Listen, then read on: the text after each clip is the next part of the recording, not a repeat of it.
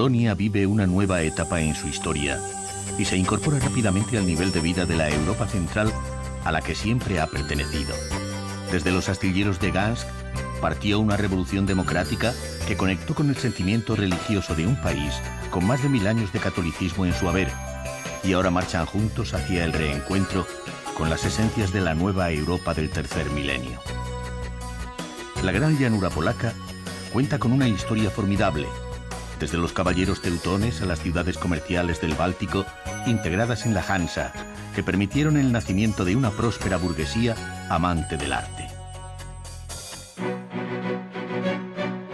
Ciudades que marcan el itinerario vital de Copérnico, la mayor figura científica de Polonia.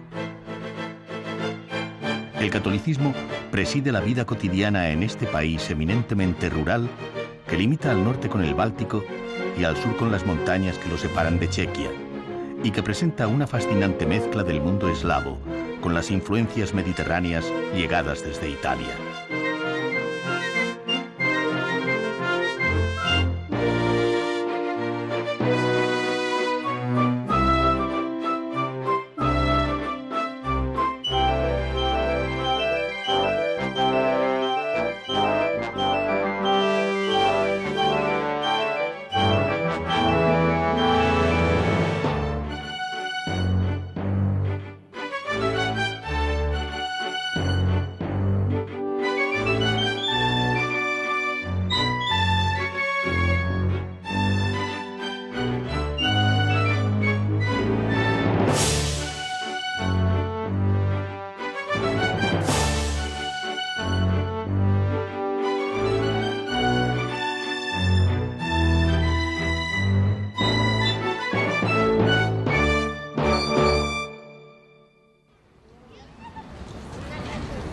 La leyenda dice que en la colina Babel, junto al río Vístula, vivía un dragón que aterrorizaba a los campesinos.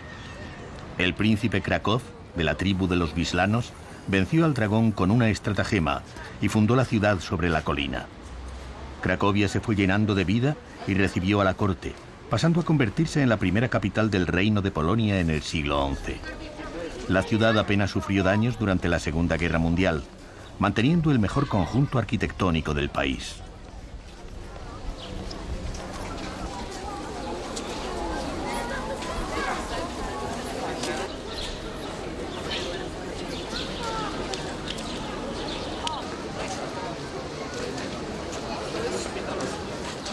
Los edificios de la colina Babel son el compendio de la historia de Polonia, un país que se formó en torno a la estirpe de Piast, cuyo nieto fue el primer rey de Polonia, con el nombre de Mieszko I, convertido al cristianismo en el 966. Desde entonces, monarquía y catolicismo fueron las principales señas de identidad de Polonia.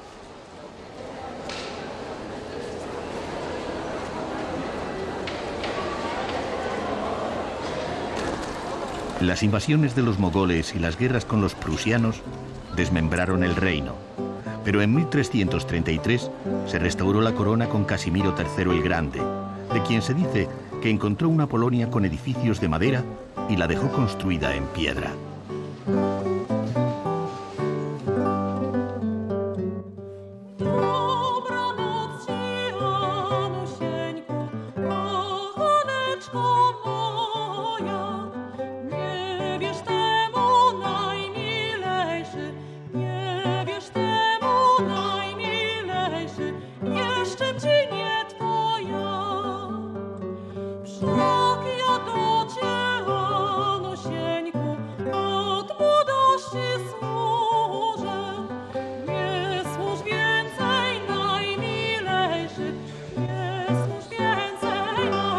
El Palacio Real se levantó en el siglo XVI, durante el periodo de mayor esplendor de la corona polaca. Al final del mismo siglo, la capital pasó a Varsovia, pero Cracovia siguió siendo el emblema de la monarquía, donde se coronaban y se enterraban los monarcas. La sala de embajadores adorna su techo con singulares cabezas que representaban a la nobleza, convertidas en símbolo del palacio, al igual que la colección de 136 tapices de Bruselas, considerada una de las mejores del mundo.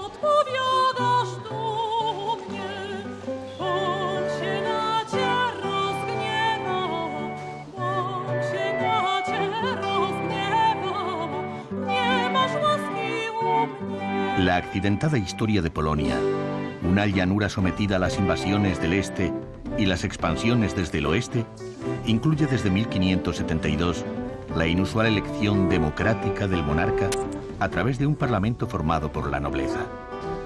En 1795 desapareció el país y se repartió su territorio entre Rusia, Prusia y Austria. En 1918 se constituyó la República Polaca, que solo existió hasta la Segunda Guerra Mundial, reapareciendo tras la misma con el nombre de República Democrática Popular de Polonia.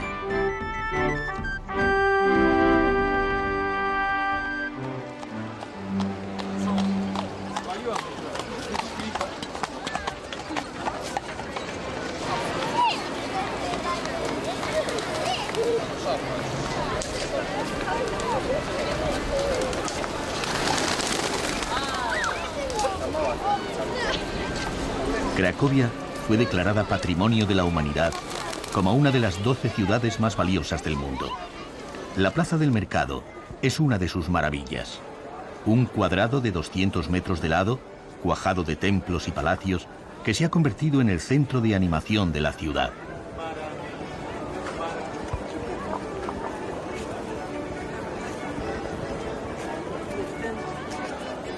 La efigie de Adam Mickiewicz preside la plaza. El poeta romántico es un héroe polaco, ya que sus poemas mantuvieron encendida la llama del sentimiento nacional durante buena parte de los 123 años en que Polonia dejó de existir como nación. En el centro de la plaza se levanta la lonja de los paños, sobre el mismo lugar que ocupara anteriormente un mercado al aire libre. El edificio comenzó siendo gótico y de ladrillo, y tuvo añadidos renacentistas, barrocos y neogóticos de finales del siglo XIX. Hoy sigue siendo mercado de artesanos que ofrecen los productos de Cracovia y de su entorno.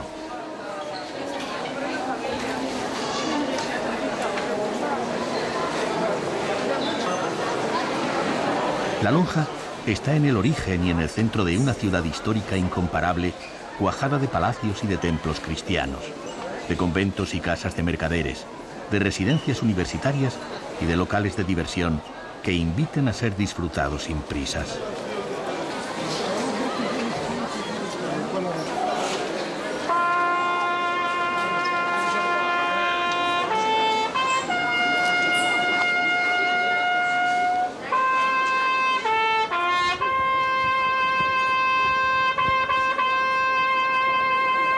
Cada hora se escucha el sonido de una corneta procedente de la torre de la iglesia de Santa María, interpretando el himno religioso Egnal Mariaki.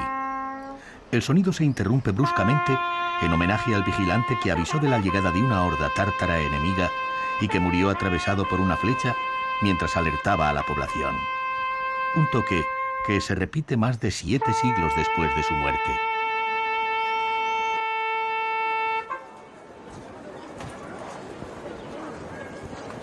Fundada en el siglo XIII, la iglesia de Santa María sería destruida por los tártaros y reconstruida a principios del siglo XV. Sus dos torres son diferentes, gótica la más alta y renacentista la de menor tamaño.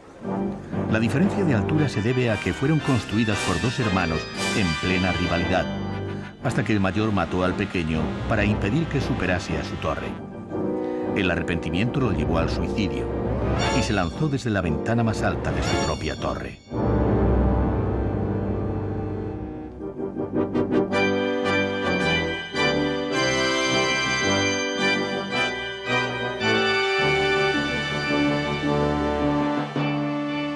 La calidad del patrimonio pictórico del templo nos habla de la permanente relación estética entre Italia y Polonia, fruto de una comunión de tipo religioso entre la antigua capital polaca y la sede de la Iglesia Católica Romana. El retablo realizado por Veit Stoss para el templo de Santa María a finales del siglo XV se considera una joya de la escultura gótica europea realizada en madera de tilo. Las delicadas figuras tienen en algunos casos más de 2 metros de altura.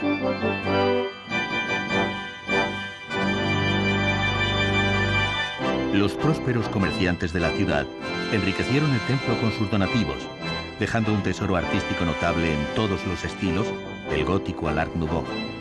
Las formidables vidrieras contribuyen a la infrecuente sensación de que el conjunto vale más que las espléndidas obras individuales.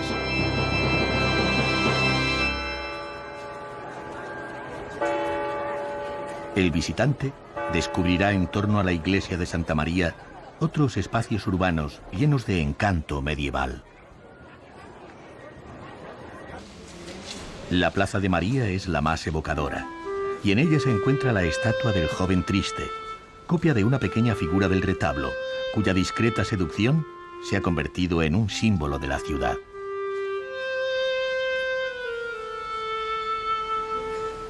La reputación de Cracovia como uno de los focos culturales de Europa va unida a la existencia de su universidad, una de las más antiguas del continente y segunda de Europa Central, tras la de Praga. Fue fundada por Casimiro III el Grande, pero debe su grandeza a Ladislao Jagellón, por lo que todavía se conoce la institución como Universidad Jagellona.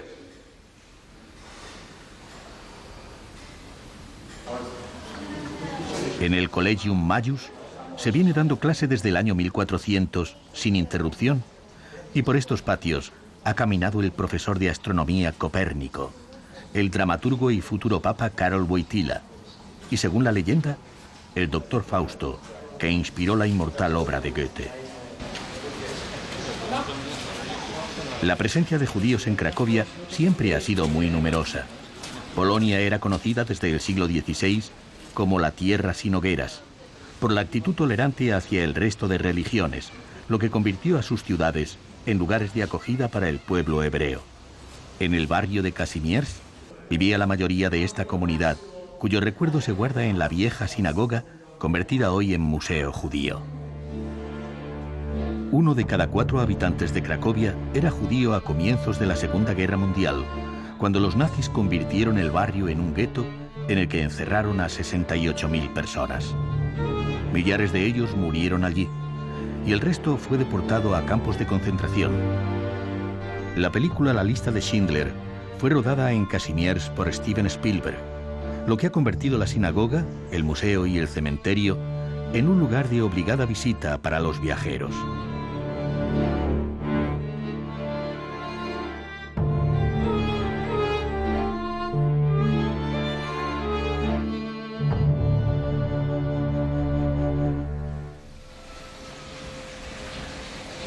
Cerca de Cracovia se encuentran las minas de sal de Wieliczka, el primer monumento polaco que mereció su inclusión en la lista del Patrimonio Mundial de la UNESCO.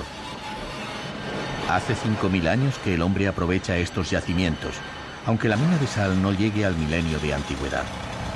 200 kilómetros de galerías perforan la montaña hasta profundidades de más de 300 metros y todavía sigue explotándose su filón de sal. La religiosidad y el espíritu artístico de los polacos han convertido parte de la mina de sal en un formidable museo y en un templo subterráneo. La Última Cena es un asombroso bajorrelieve realizado en tan solo 20 centímetros de profundidad. Todo es de sal, como la efigie de Juan Pablo II, que conmemora la misa celebrada por el Papa polaco durante una de sus visitas pastorales. A finales del siglo XIX, se sacaron 22.000 toneladas de sal para hacer la gran nave de 54 metros de largo y 12 de altura, a 101 metros de profundidad. En la Cámara de la Leyenda se narra el descubrimiento de la mina gracias a la inspiración de la princesa húngara Cunegunda. Para su boda con el príncipe Boleslao de Cracovia, quiso aportar una mina de sal a sus nuevos súbditos. Para ello, lanzó su anillo de compromiso a un pozo y luego mandó cavar hasta que apareció un rico yacimiento que nunca se agotaba. Su anillo se encontró brillando entre las gemas de sal.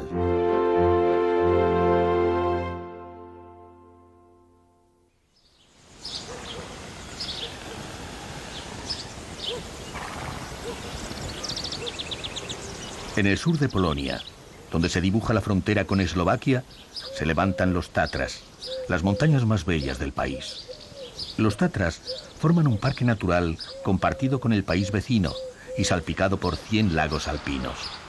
Tierras remotas y aisladas durante siglos fueron descubiertas por los intelectuales polacos a mediados del siglo XIX, cuando encontraron intactas las cualidades originarias que admiraban los románticos y que sirvieron de base a los movimientos nacionalistas.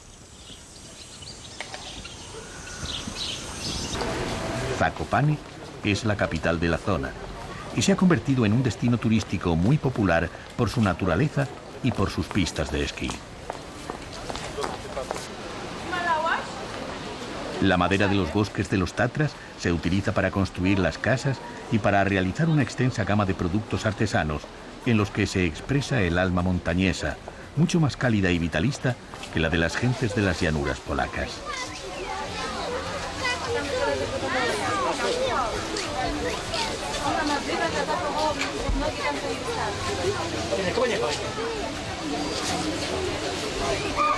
La vida popular, intacta durante siglos, ha mantenido la relación del hombre con los animales y con los trabajos agrícolas.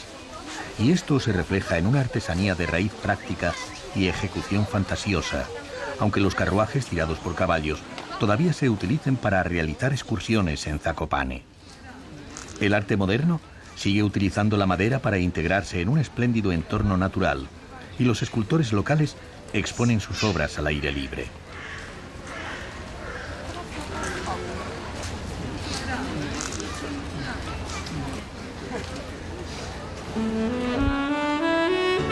Las laderas, verdes en los días de verano, se convierten durante el invierno en excelentes pistas de esquí, servidas por una tupida red de funiculares.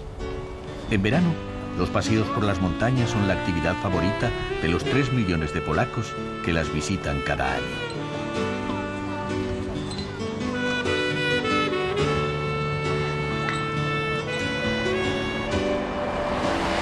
En torno a Zakopane se encuentran pueblos tan encantadores como Gogów, con la mejor colección de casas de madera realizadas en el estilo montañés de Podale, construidas por completo con piezas de madera trabadas sin clavos.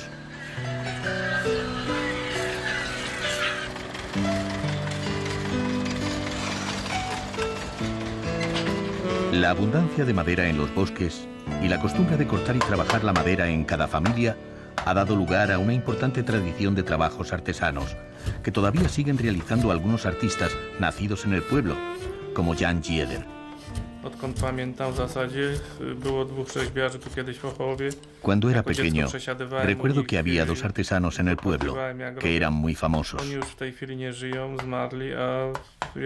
Yo iba a sus casas a ver cómo realizaban las esculturas. Y cuando ellos murieron, yo continué con su trabajo.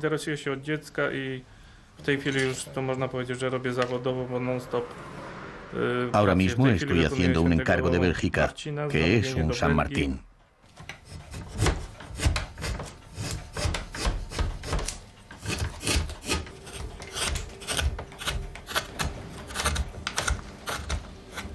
La iglesia de Santiago es un buen ejemplo del llamado estilo de Zakopane, el primer estilo nacional polaco desarrollado por el arquitecto Stanisław Mickiewicz a partir de la tradición local, para evitar que se siguieran haciendo casas de estilo suizo que nada tenían que ver con los bosques de los Tatras.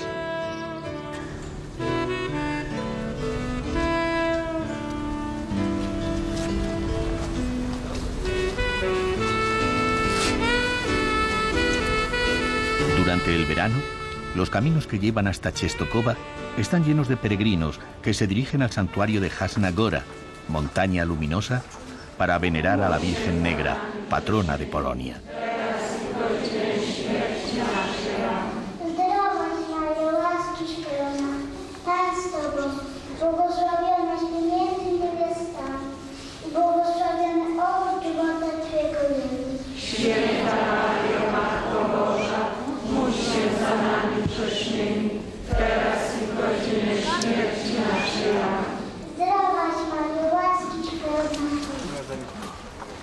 Częstochowa es uno de los principales santuarios de la Europa católica, el quinto más visitado del planeta tras Benarés, la Meca, Lourdes y Roma. El monasterio se levantó en el siglo XIV y la imagen de la Virgen rápidamente ganó fama de milagrosa. La pasión de los polacos por la Virgen les llevó a nombrarla Reina de Polonia. Los ricos vestidos de la imagen realizados con piedras preciosas son solo una pequeña parte del extraordinario tesoro reunido en torno a la imagen y mostrado en los museos del monasterio, entre exvotos y vestimentas talares.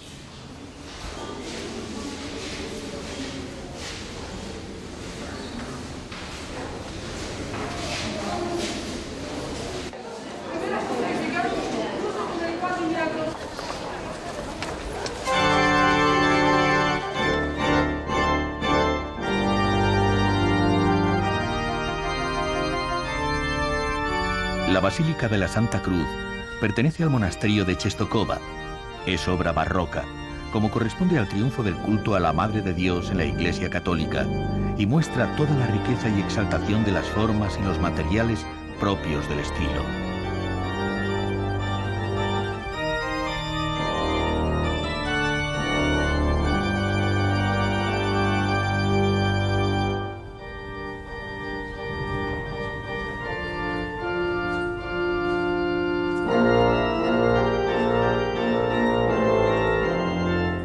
La decoración escultórica demuestra la estrecha relación artística de Polonia con Italia y con el barroco alemán. La belleza hace olvidar el carácter defensivo que tuvo el monasterio en sus orígenes, capaz de resistir el asedio de los suecos en el siglo XVII, el de los rusos en el XVIII y el de los nazis en el XX, cuando intentaron volarlo para destruir la fortaleza de la fe polaca.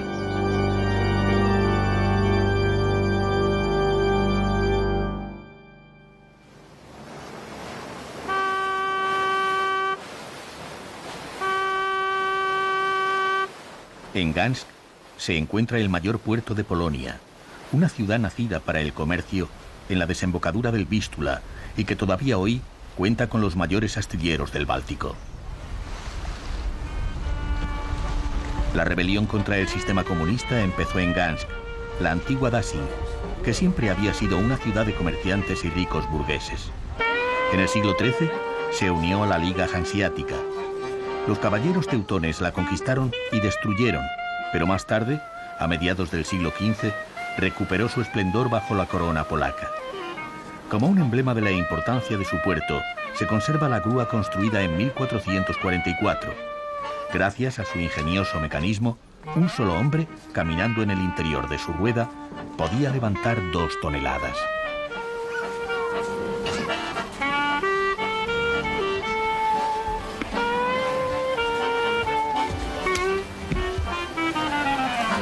La unión del río Moldava con el Vístula y el Báltico hizo de Gdańsk una ciudad afortunada, que llegó a contar con universidad, bibliotecas y más de 60 iglesias. La plaza del mercado siempre ha sido el centro de la ciudad. Las casas de los ricos burgueses que rodean la plaza se han reconstruido cuidadosamente después de que el 90% de la ciudad fuera destruida en 2 días al final de la Segunda Guerra Mundial.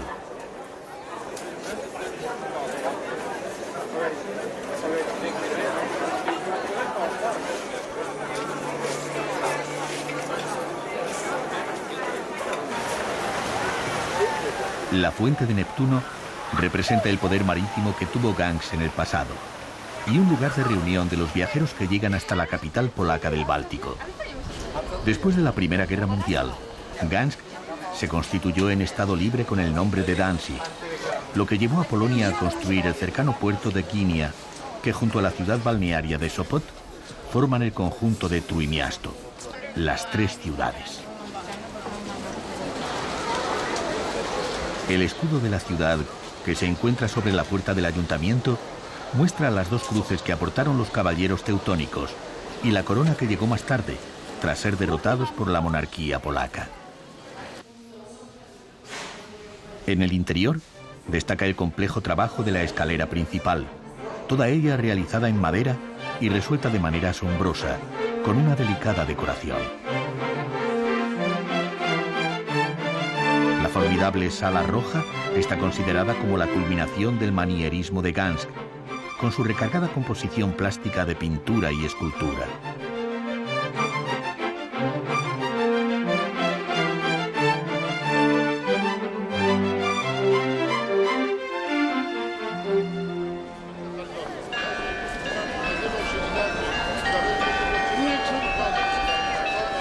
El ladrillo es una seña de identidad de la arquitectura polaca, utilizado ya en las obras góticas, como el impresionante templo de Santa María, una de las mayores iglesias del mundo, que tardó siglo y medio en construirse. El inmenso espacio interior tiene más de 100 metros de largo y es capaz de acoger a 25.000 personas. Entre las obras de arte destaca el altar mayor y el sorprendente reloj astronómico.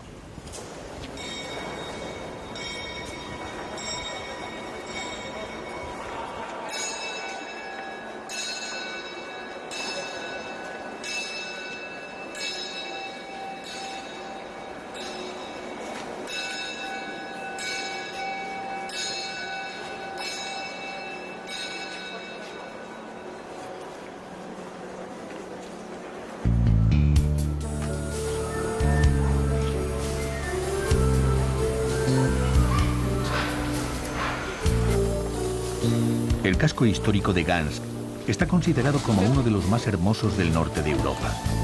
Los viajeros llenan las calles de la ciudad vieja, donde las casas burguesas se han convertido en tiendas rebosantes de bordados, cristal y de la más original de las producciones del Báltico polaco, el ámbar. Una resina fósil, abundante en las playas del norte, que se pule primorosamente en los talleres de Gdańsk, siguiendo técnicas muy antiguas. El propietario del principal taller de ámbar de Gdańsk, Lew Pasesek, nos explica los secretos de su arte. El ámbar del Báltico es conocido como el oro del Báltico. Tiene entre 40 y 45 millones de años y se formaba con la resina que caía de los árboles y se fosilizaba hasta formar piedras ligeras de diferentes tamaños. El ámbar tiene diferentes nombres, aunque los más conocidos sean Jantar y Rumenic. Gdańsk es famosa por la producción de ámbar. Va desde el color miel clarito hasta un amarillo fuerte. Se han intentado contar todos los tonos del ámbar y han salido hasta 360. También se pueden encontrar piezas de ámbar casi blancas, verdes o muy raramente negras.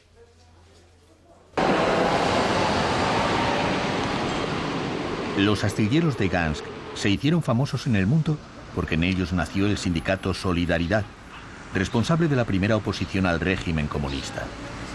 Los mártires de aquella lucha son recordados en el monumento situado cerca de las grúas, en el que las flores están siempre frescas. Lech Walesa, el primer presidente democrático elegido en 1990, trabajaba en los astilleros antes de ganar las elecciones.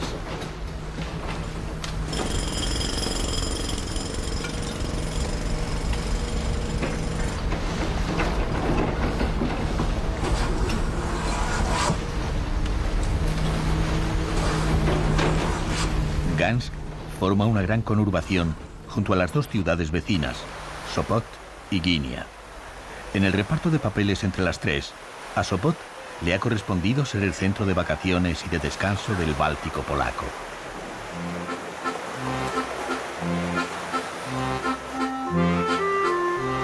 Sopot tiene una historia reciente. En realidad, se trata de una creación de Johann Georg Hafner, un médico de las tropas napoleónicas que se enamoró del lugar y descubrió las cualidades terapéuticas de sus aguas, inaugurando en 1823 las primeras instalaciones balnearias.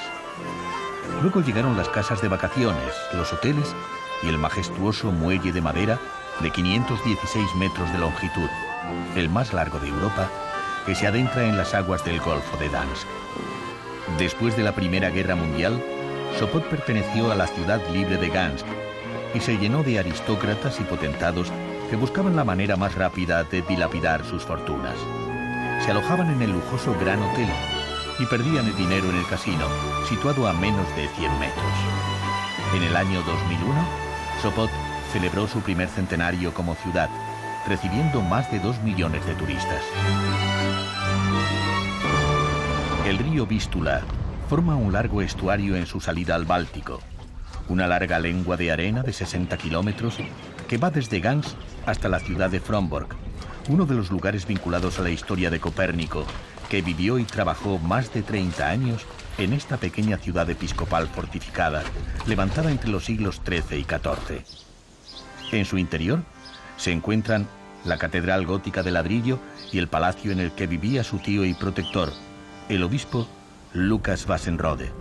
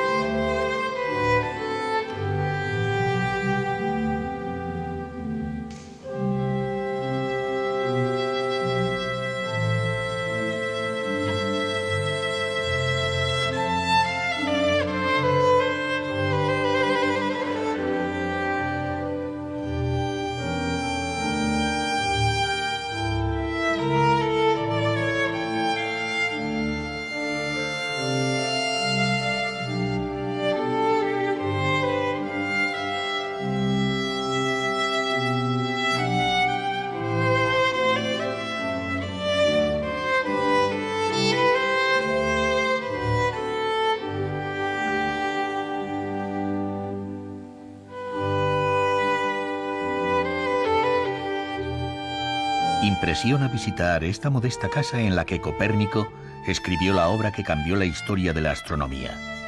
En su libro De Revolutionibus Orbium Celestium, demostró que los planetas giraban en torno al Sol, cambiando para siempre la percepción de la posición del hombre en el universo.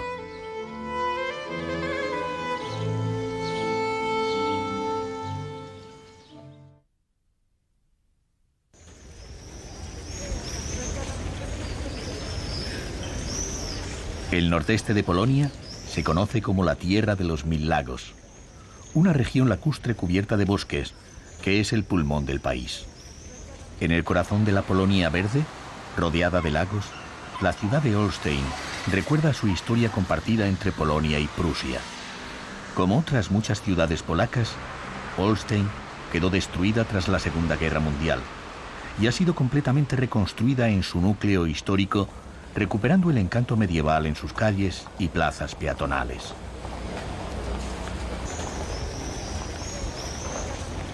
La universidad mantiene siempre animadas las calles de Olsztyn, de las que destacan los esgrafiados de las fachadas, decoradas con motivos de la vida cotidiana de otros siglos. Su castillo se levantó durante el siglo XIV y guarda entre sus muros otro fragmento de la historia de Copérnico, que fue administrador de Varmia y residió 4 años en la fortaleza, donde inició sus investigaciones astronómicas. Ayudándose con un plato lleno de agua, dibujaba en la pared los reflejos del movimiento del Sol, calculando la llegada de los equinoccios. Aún se conservan los dibujos hechos de su propia mano en los muros del castillo, en el que se encuentra un museo dedicado al astrónomo, matemático y economista polaco, lleno de instrumentos astronómicos y modelos del movimiento de los cuerpos celestes.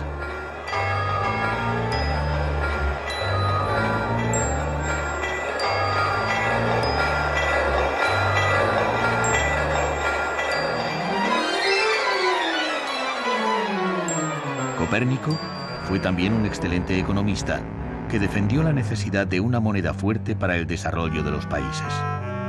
La memoria de su trabajo y de la región de Varmia se guarda en el Museo de Olsztyn.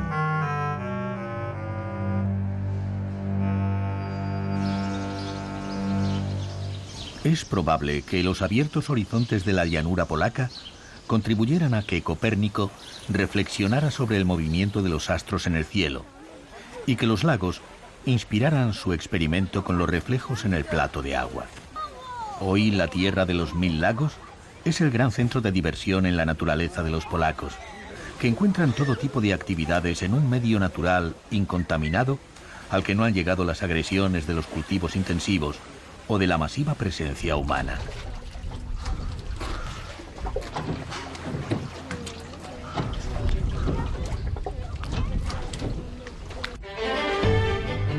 Considerado como el paraíso de los piragüistas y de los amantes de la vela, la gran extensión y complejidad del laberinto lacustre del nordeste de Polonia permite enlazar largos itinerarios de lago en lago, en los que se puede encontrar un rincón para cada afición.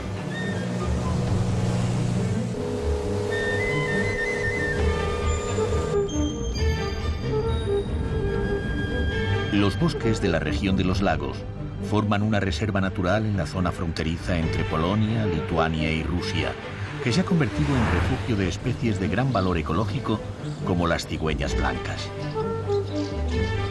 Dicen que de cada 2 cigüeñas, una es polaca. Y parece cierto viendo el pequeño pueblo de Jezkowo, próximo a la frontera rusa, que se ha convertido en un ecomuseo dedicado al turismo rural y a la observación de los nidos de cigüeñas. Tan solo 9 granjas siguen dedicadas a las tareas agrícolas, pero se cuentan más de 150 cigüeñas blancas viviendo en ellas. Algunas granjas soportan 5 nidos sobre sus tejados, en un ambiente de bucólico esplendor natural.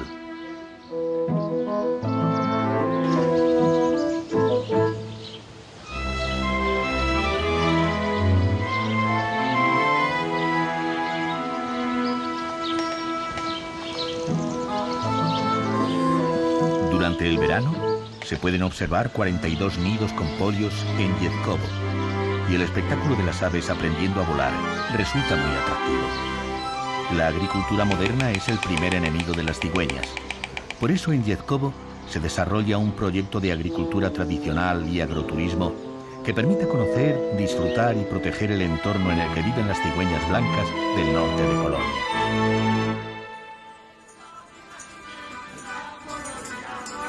La importancia de la vida rural en Polonia permanece con un 40% de población vinculada a las tareas agrícolas.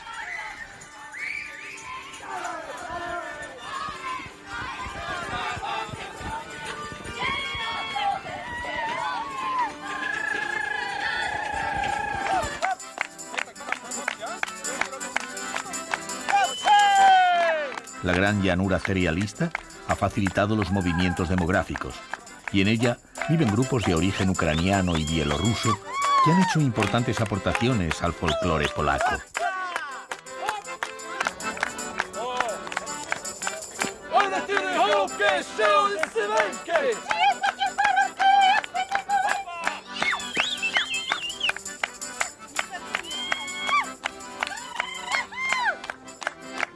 Janusz Koires vive cerca de la frontera de Ucrania.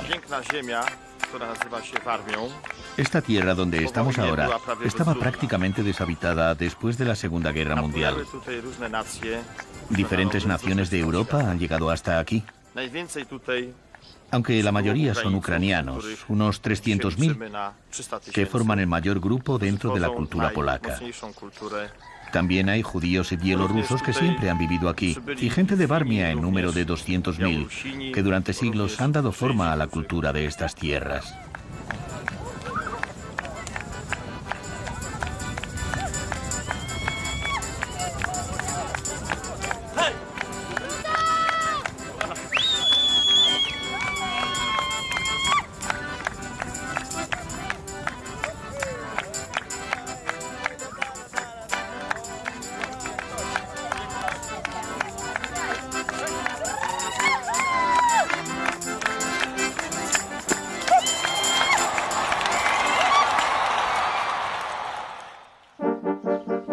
Las tierras del Báltico fueron dominadas desde el siglo XIII hasta principios del XV por la Orden de los Caballeros Teutones, una orden religiosa de carácter militar que expulsó a las tribus prusianas y se alió con las ciudades hanseáticas del norte de Alemania. En Malbork levantaron la residencia del Gran Maestre y construyeron uno de los mejores castillos de Europa, desde el que controlaban un vasto territorio dominado por un centenar de fortalezas. La orden, creada durante la Tercera Cruzada a finales del siglo XII, tuvo su sede en Venecia, antes de trasladarse al castillo de Malbork. Sobre el pozo del castillo, un pelícano se hiere en el pecho para alimentar a las crías con su propia sangre. Es una alegoría del sacrificio de Cristo y el emblema del catolicismo guerrero de la Orden de los Caballeros Teutones. Un doble foso y una doble muralla protegían el enorme espacio interior del castillo, el mayor de Europa construido en ladrillo y uno de los más suntuosos del continente en el siglo XIV. 5 puertas con rastrillos controlaban la entrada y en sus murallas se levantaban 30 torres semicirculares. La aspereza exterior se torna delicadeza gótica en torno al patio principal y en la capilla de Santa Ana, donde están enterrados 11 grandes maestres de la orden.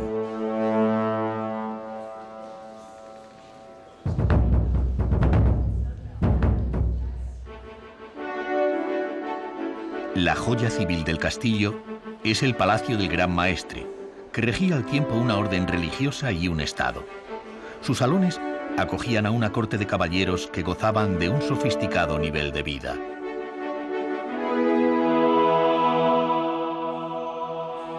La iglesia de Santa María era el núcleo religioso del conjunto, a la que se entra a través de la Puerta Dorada, una obra maestra del estilo gótico que aún conserva la rica policromía original.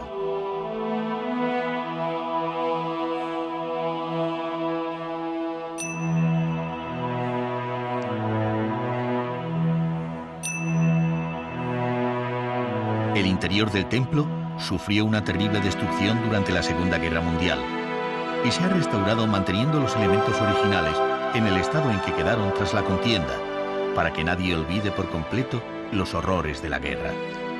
El resto del castillo fue reconstruido durante los años 60 del pasado siglo y ha sido declarado Patrimonio de la Humanidad por la UNESCO.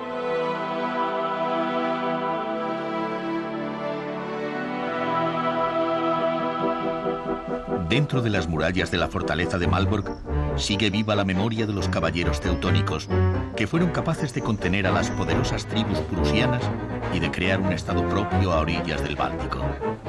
Tras ser derrotados en 1410 por las tropas lituano-polacas, el reino de Polonia alcanzaría su mayor extensión, que llegaría desde el Báltico al Mar Negro.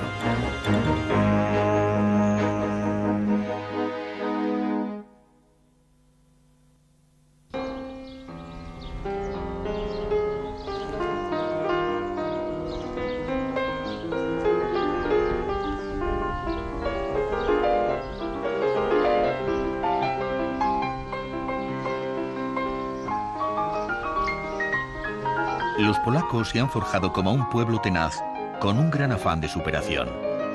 Sus apasionados sentimientos se reflejan en el amor por la música, con nombres como Chopin, Arthur Rubinstein y Penderecki. 3 premios Nobel en literatura, Tadeusz Kantor en teatro y directores de cine como Andrzej Wajda y Roman Polanski.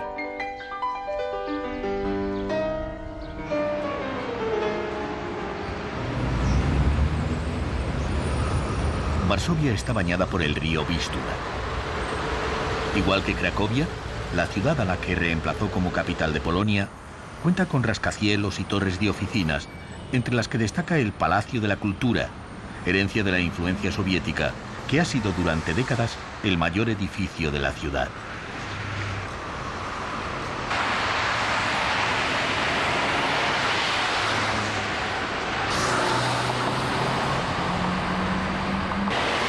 Otra seña de identidad son los tranvías, que recorren las calles insensibles al paso del tiempo, afirmando una voluntad de futuro que incluye el amor por las tradiciones.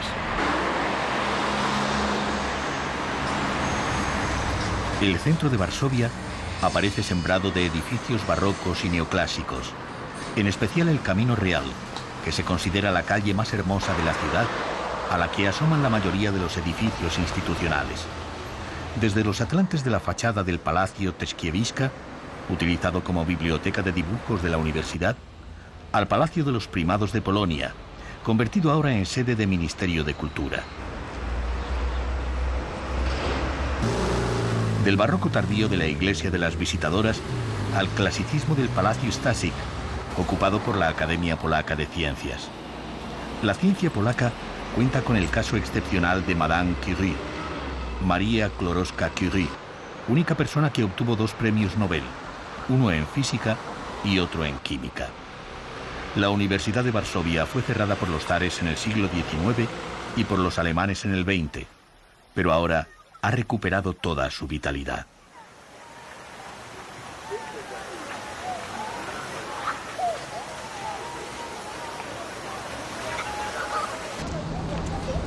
El parque y el monumento dedicados al soldado desconocido tienen mucho sentido en Varsovia, ya que mantiene viva la memoria de la devastadora guerra mundial que arrasó el país.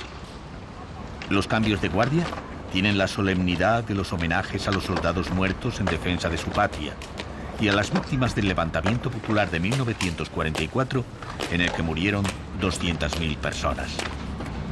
Al terminar la guerra, 800.000 habitantes de Varsovia habían perdido la vida, cifra que ascendía a 6 millones de personas en toda Polonia.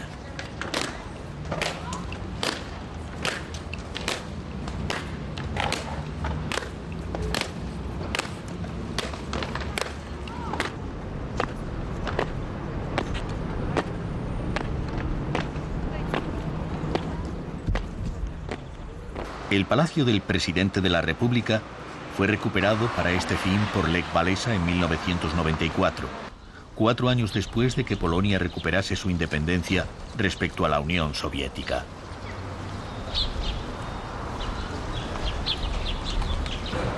Remontándonos a los orígenes de la ciudad, encontramos una fortaleza de ladrillo en el centro de la llanura polaca. Para controlar mejor el territorio de la Gran Polonia que llegaría desde el Báltico hasta el Mar Negro, Segismundo III Vasa llevó la capital a Varsovia. Durante 2 siglos, el XVII y el XVIII, Varsovia se convirtió en una de las grandes capitales europeas, llena de palacios y casas burguesas con fachadas ricamente trabajadas.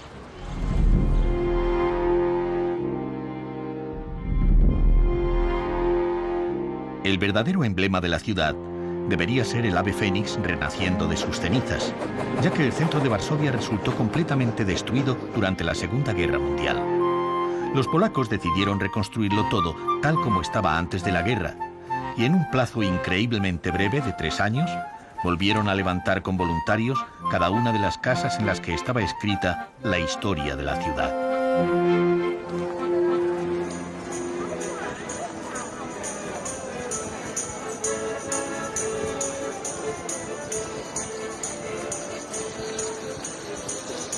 Todo lo que vemos en la plaza del mercado es nuevo, incluida la fuente de la sirena, que nos recuerda el mito de la creación de Varsovia por 2 hermanos pescadores llamados Bars y Saba, a los que una sirena ordenó levantar allí la ciudad.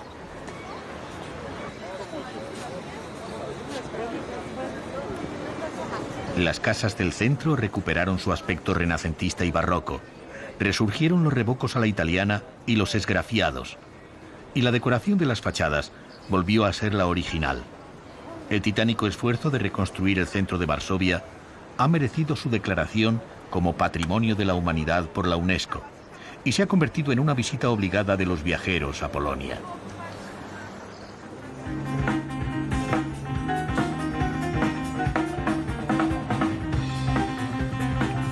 La Plaza del Mercado es un escenario perpetuo de actos culturales al aire libre y está siempre animada.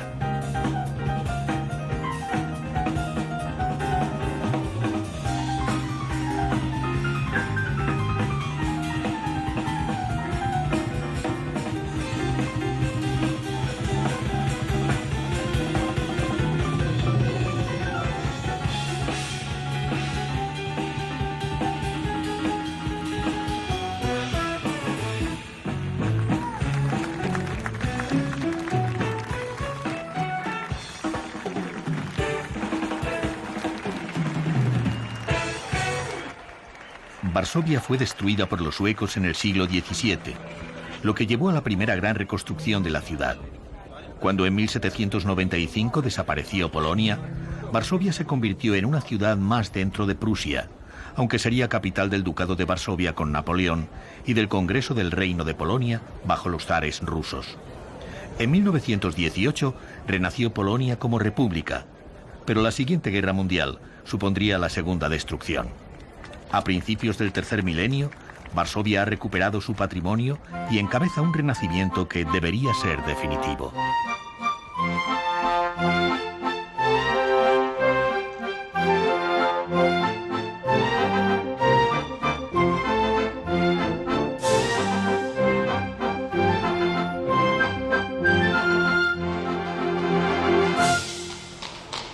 Palacio Real de Varsovia es el mejor museo de historia de Polonia.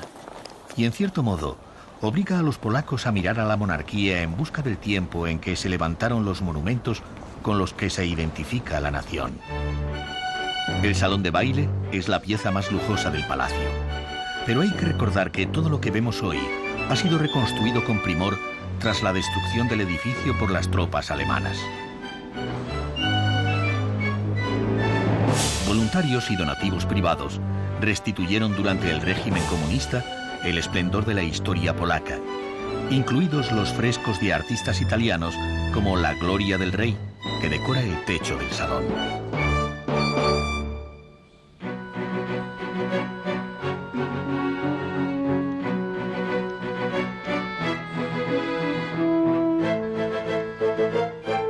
La antesala de los caballeros, con la estatua de Cronos, el dios del tiempo, recuerda el insólito hecho de que en este palacio se firmase la segunda constitución democrática del mundo, la primera hecha por una monarquía en 1791. El rey que la firmó, Stanislao Augusto Poniatowski, sería el último de la dinastía que terminó con el reparto de Polonia.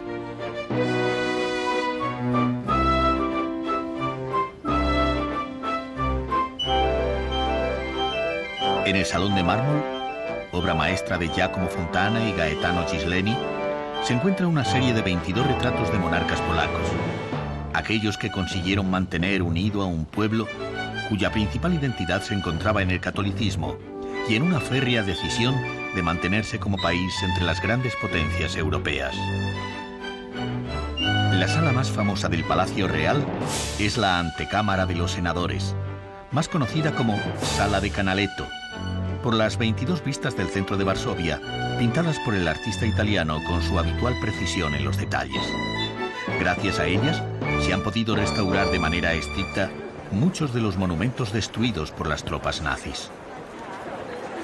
Entre tanta reconstrucción, merece la pena destacar la columna de Segismundo III Vasa, que es el monumento auténtico más antiguo de Varsovia, instalado en la Plaza del Castillo en el siglo XVII. Todo el mundo pasa en Varsovia por la Plaza del Castillo al ir de compras por el Camino Real o al entrar en el casco histórico, de manera que sus estrechas casas de vivos colores pronto se hacen familiares al viajero.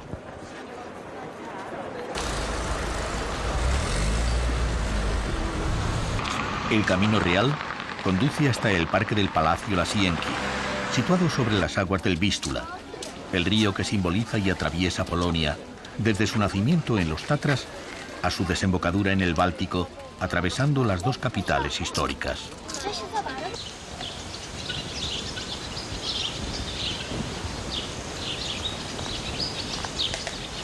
El último monarca polaco escogió este lugar para levantar su palacio sobre el agua.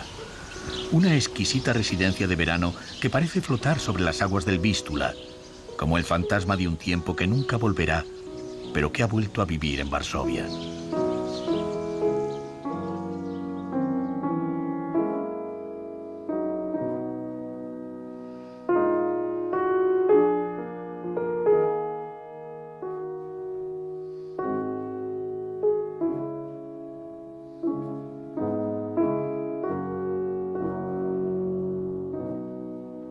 La magia del piano de Chopin también parece insensible al paso del tiempo. Donde suenan sus notas, los polacos se detienen y parecen escuchar sus propios sentimientos. La casa natal del compositor polaco se conserva en Zelasowa Wola, donde trabajaba su padre como profesor de francés.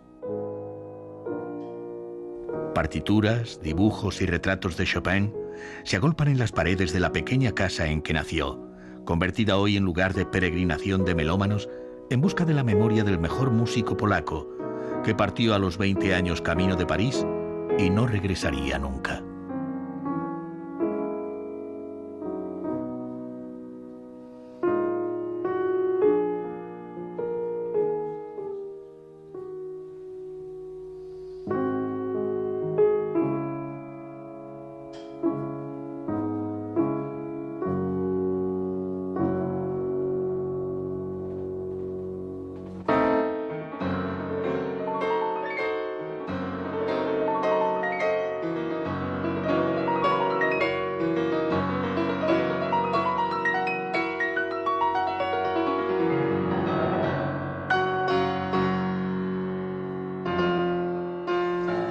Las notas del piano se unen al canto de los pájaros en los soberbios jardines que rodean la casa. La exuberancia vegetal del lugar se hizo con donaciones de horticultores de toda Polonia, que compusieron una sinfonía natural en torno a la casa natal de Chopin.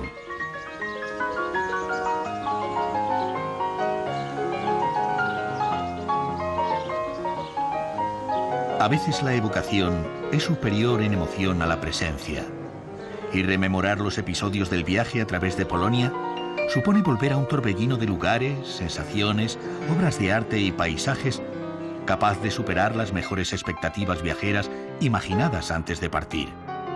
Polonia, siempre renaciente, se enfrenta a su mejor futuro, plena de historia y de realidades.